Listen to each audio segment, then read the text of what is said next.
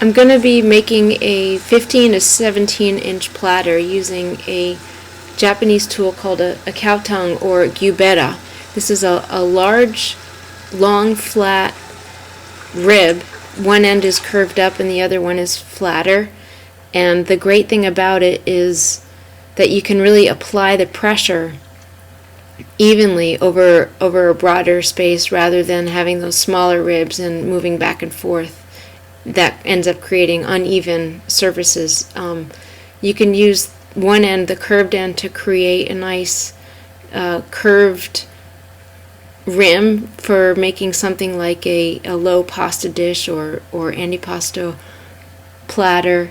I used it for that reason, but then I changed my mind and decided that I wanted to make a flat-rimmed platter instead. So here you can see that I switched the rib over and just applying pressure a little more widely, just evening out the bottom. Make sure that you maintain some lubrication on the whole thing so that it doesn't drag over your piece.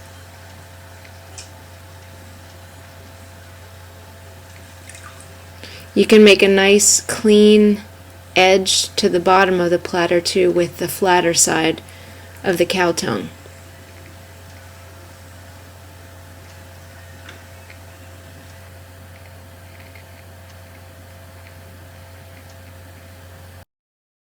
For trimming, I use this tool called a umakaki, which is about 3 inches long, and it just allows you to take off larger pieces from the bottom for a more even surface. It's unlike the Western tools that we use that are only about 1 inch long, and again, they give you more uneven surface. I like this tool a lot. Once you get the hang of how to hold it and apply pressure, it's a great tool.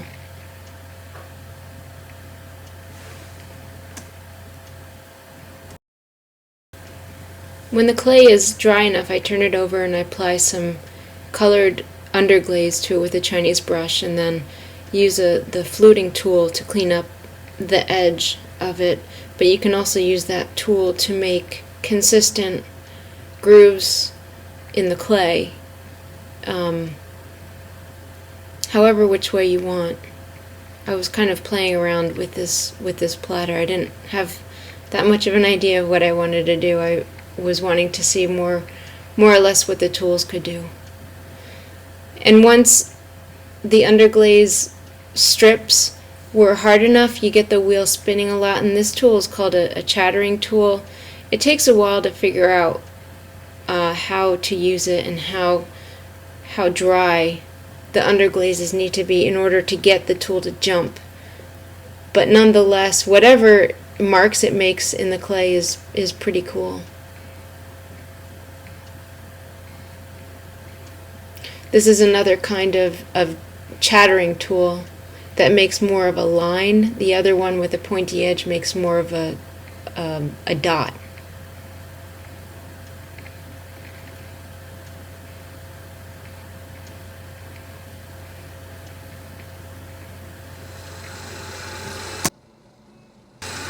So I'm making a couple of 9-inch bowls that can be used for salad or udon or serving vegetables. I'm going to use the smaller gyubeta, the smaller cow tongue, as the rib. I first throw the piece to about the size that I want, but then use the rib to really even out the walls and compress the floor of the piece, the bottom of the piece. It's a nice shape, it's a nice size to hold. It's not too flimsy in your hand, and you definitely aren't going to risk slicing yourself like some of those metal ribs that we use. Make sure you keep it lubed all the time too. So the curved part goes down towards the bottom once the bottom is compressed with the flatter side, and it just allows for consistent walls of the piece.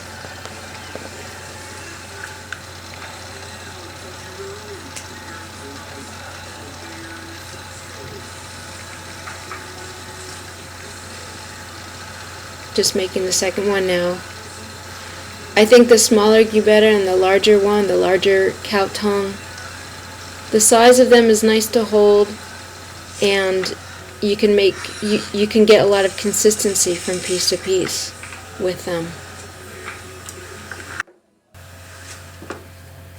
I like to tap the pieces into center and then use clay plugs to hold it down to the wheel head as opposed to using the Giffen grip. It's just my preferred way of trimming. And now I'm using the Kana trimming tool. One side is straight and longer.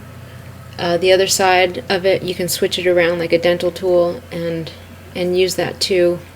My cat is curious about what I'm doing, but his claws don't really help me trim. And another Kana tool has a rounded side, and you can use that if you want to maintain the roundness in the pieces. The bowls that I do aren't, a typical, I don't put in a typical deep foot like you'd see in a traditional Japanese form, because they are more American, I suppose. Nonetheless, the tools are great to use for taking off large pieces of excess clay.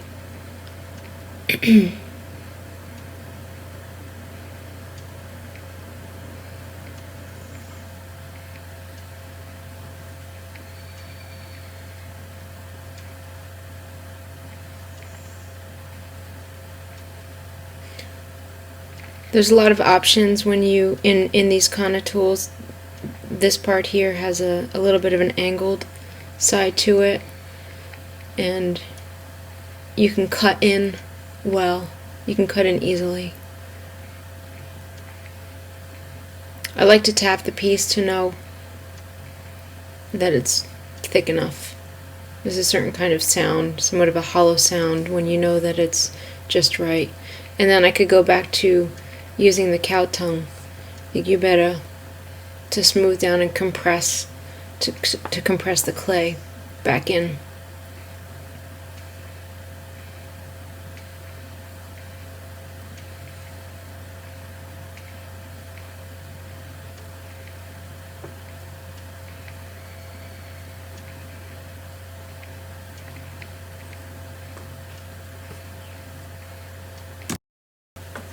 Once the clay is leather hard and I apply a thick rim of colored underglaze, I basically do the same method as I did with the platter, in that I use the fluting tool to clean up the edge of it, and then the pointed chattering tool this time to make a thin line, which I like. It gives it kind of a retro look.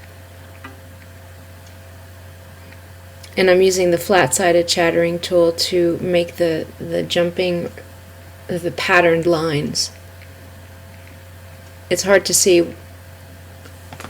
There you go. It gives you a little bit of an idea of how it will come out. And then I use the fluting tool around the rim of it. There's something different.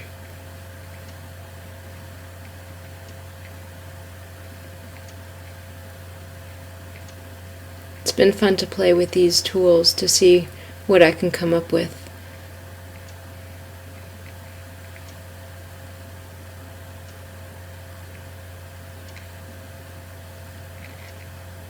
Here you can see the variety of detail and texture that you can get using the tools.